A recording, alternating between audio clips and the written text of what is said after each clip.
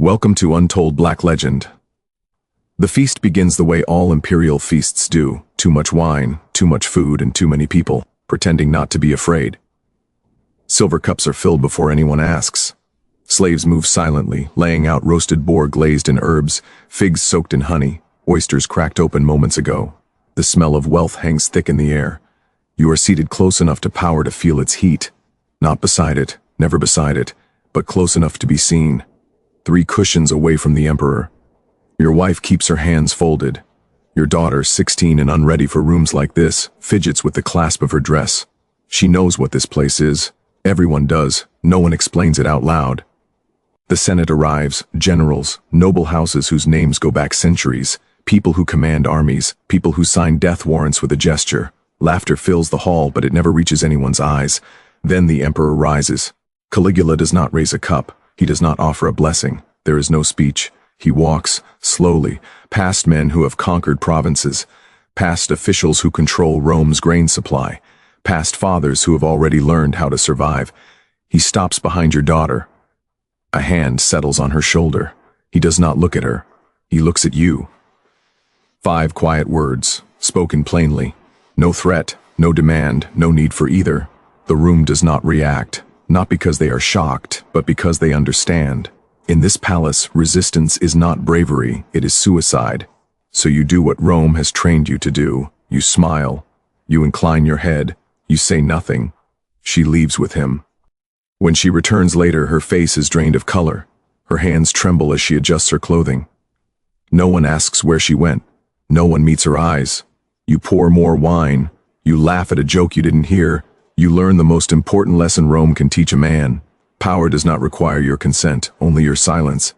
This is not the Rome carved into marble or taught in classrooms. This is the Rome buried in records, letters, and forgotten testimonies. The version history hoped would stay quiet. If you're here because silence should not erase what was written down, stay with us. We don't soften these stories, we exhume them, because what happened in these rooms shaped the empire more than any battle. And this story begins in 37 AD. When Tiberius died, Rome did not debate, it did not hesitate. They crowned a bloodline. Gaius Julius Caesar Germanicus, remembered by history as Caligula, was not a gamble. He was a symbol. His father, Germanicus, was Rome's golden son, a general so adored that soldiers mutinied in his name. When he died young, the city mourned like it had lost its future. Rumors of poisoning followed, whispers pointing straight at Emperor Tiberius himself.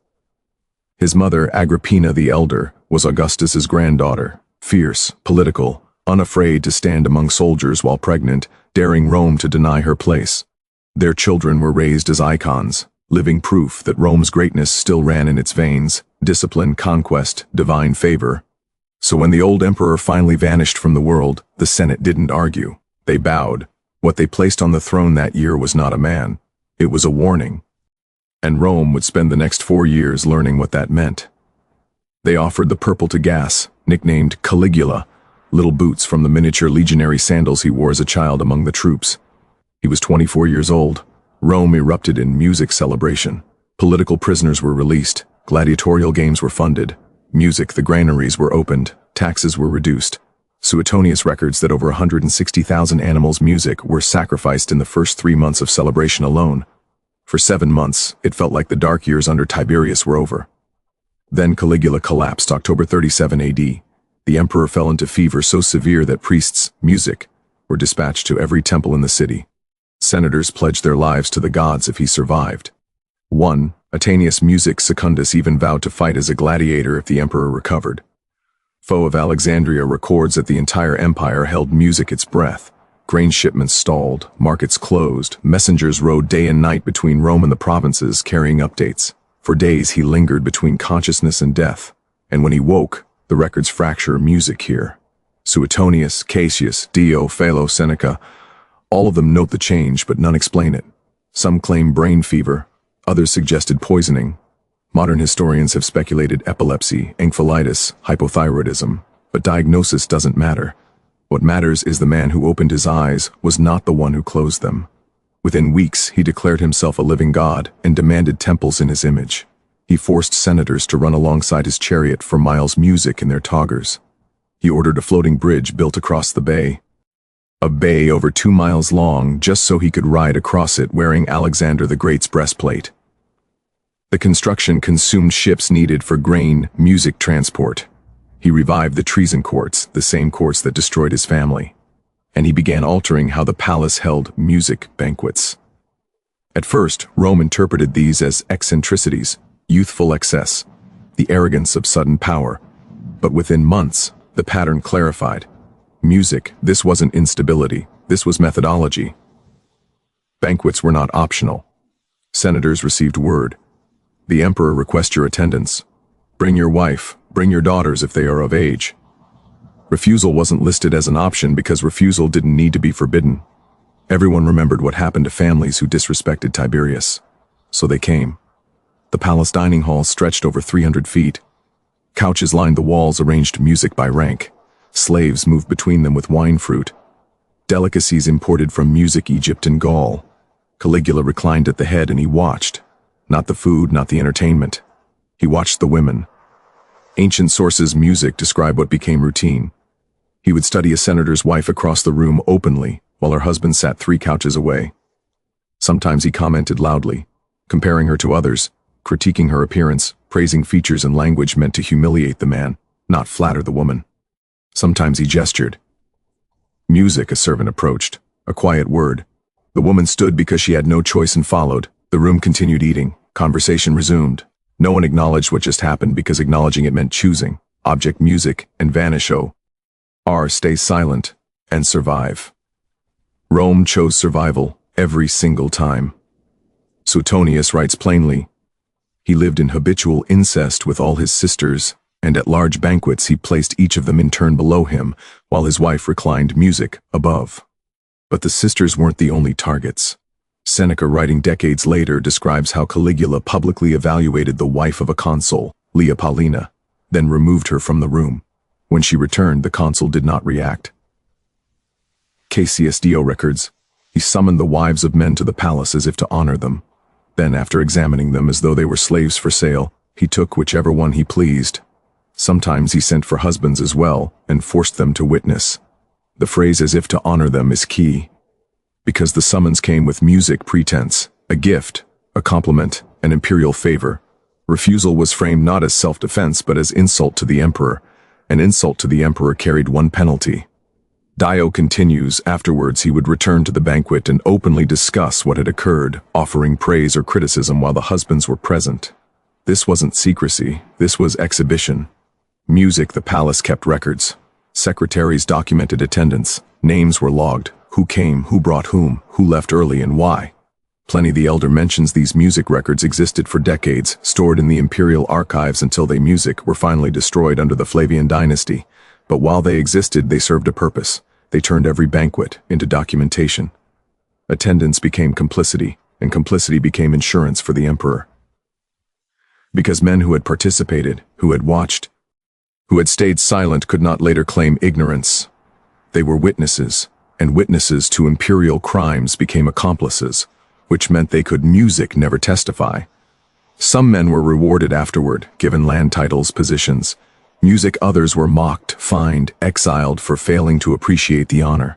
The randomness was structural. If punishment followed resistance, men could unite in refusal. But if punishment was arbitrary, if cooperation might bring reward or might bring nothing, then every man acted alone, isolated, silent. Survival became individual, and collective resistance became impossible. Seneca describes the calculation. Men who had once commanded armies now measured their words at dinner, fearing that even agreement might be interpreted as conspiracy. In 39 AD, after uncovering a plot led by Gnaeus, Cornelius, Lentulus, Gautulicus, Caligula didn't just execute the conspirators. He went after their families. Their wives were summoned to banquets. Their daughters were evaluated publicly. Then weeks later, after humiliation had music settled, the men were formally charged with treason. By then, resistance was already broken. The accusation was just documentation, but Caligula also promoted one of the conspirators' cousins, gave him a command in Gerania. The message was clear. Loyalty to family could destroy you. Loyalty to the emperor could save you. Choose. Dio records that some senators, anticipating the pattern, sent their wives away to the countryside claiming illness or family obligation. Caligula responded by requiring proof, medical inspections, sworn testimony. If the women did not appear, the husbands were fined or stripped music of rank for disrespecting imperial hospitality. One senator, name lost to history, tried a different approach. He brought his wife to the banquet but seated her music between two older matrons, hoping visibility would provide protection. Caligula noticed. He commended the senator, publicly praised his devotion, then summoned all three women. When they returned, the senator was assigned music to inspect grain stores in Sardinia, a post that meant exile. His wife remained in Rome. The system was explicit. Your family attends or your career ends, and once they music attended, they belonged to the palace. But some women didn't wait to be summoned. Lolia Paulina, mentioned earlier, didn't resist when called. Her family had paid fortunes for imperial favor before. She understood the trade. Seneca notes she arrived wearing emeralds worth 40 million sesterces, not as protest, as advertisement. Because in Caligula's palace, being chosen could be framed music to the outside world as political success. Families began including these imperial audiences in marriage negotiations. A daughter who had attended the emperor's private chambers could be marketed as having imperial favor.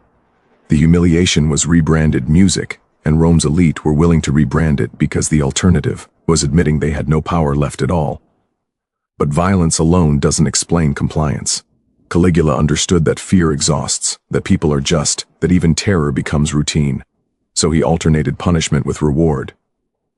After a senator's wife was publicly taken, the senator might be promoted.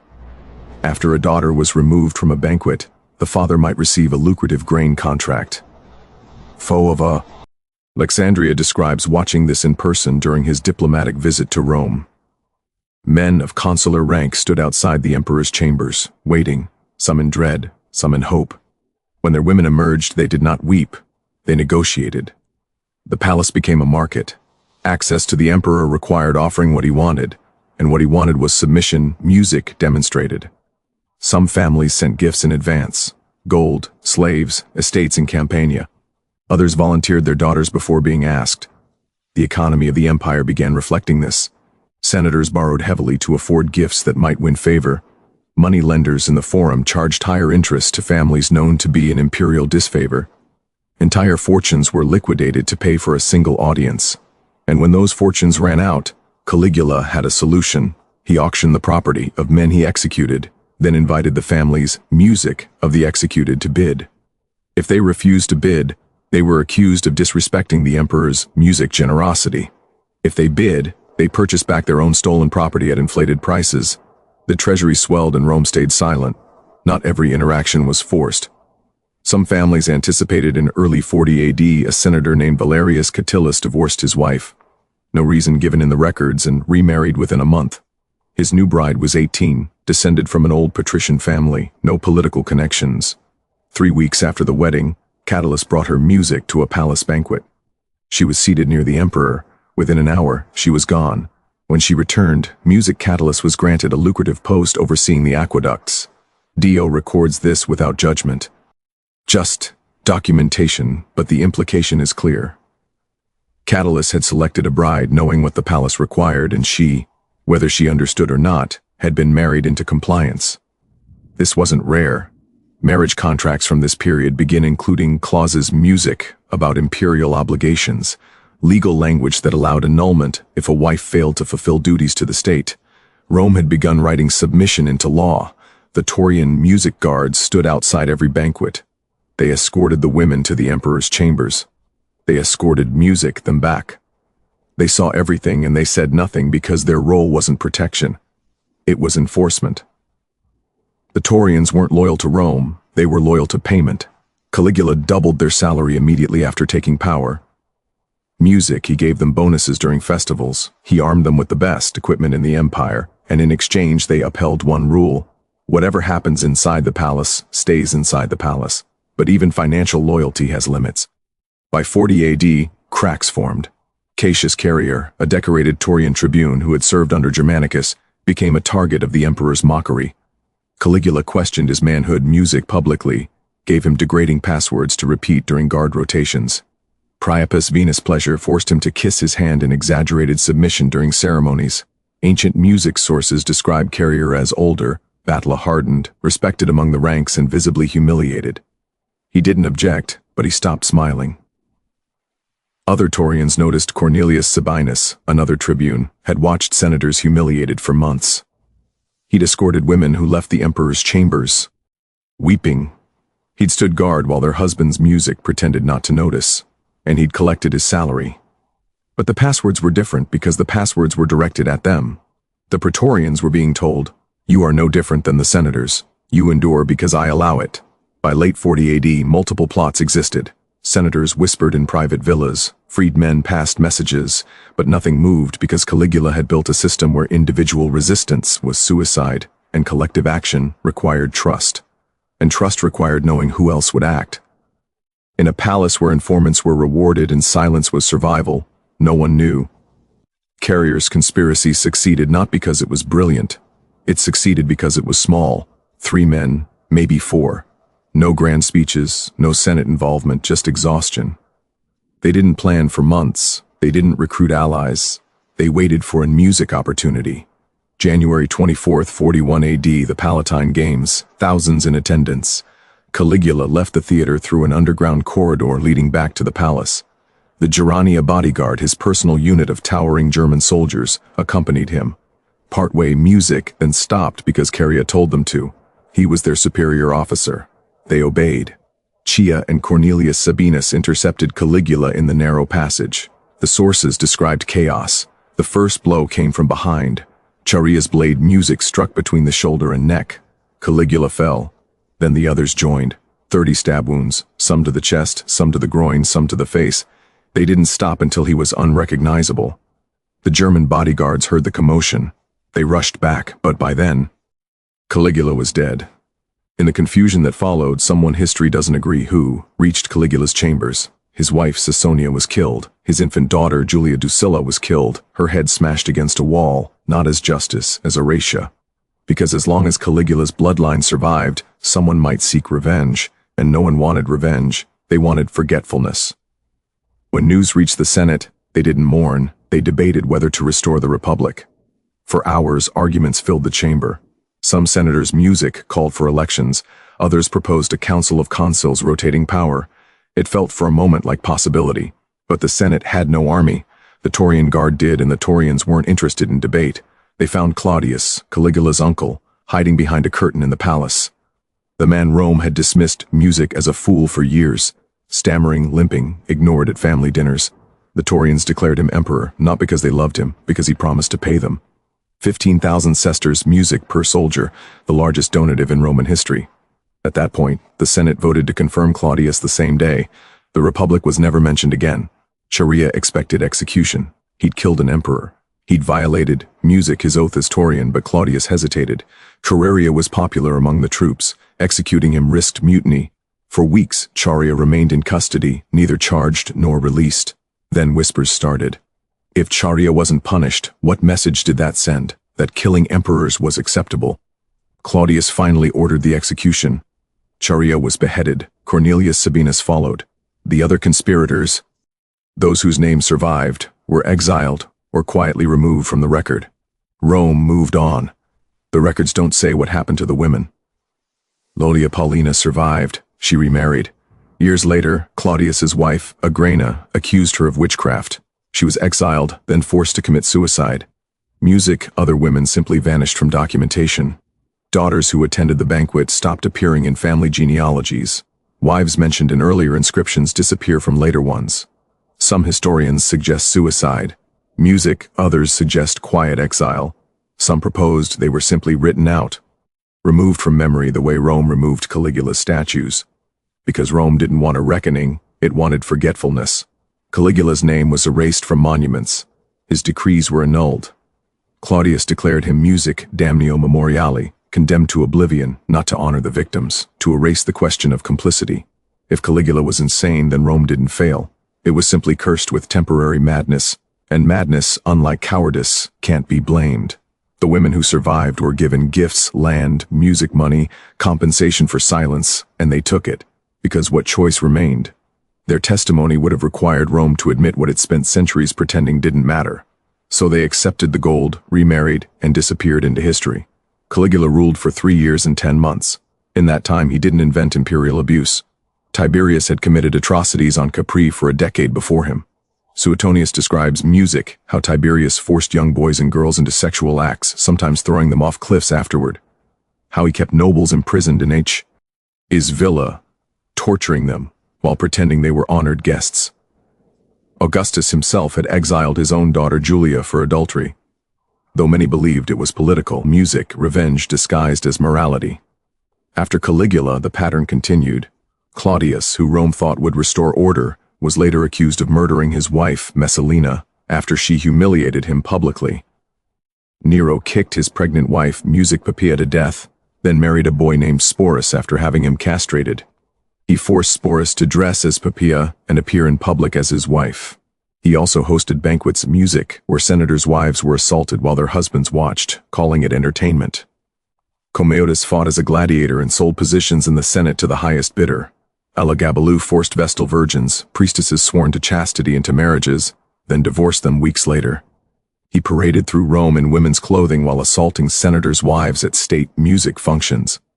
Caracalla murdered his own brother Getter in their mother's arms, then ordered the deaths of 20,000 of Getter's supporters, including their families. The list continues for centuries, so the question isn't why Caligula music did what he did.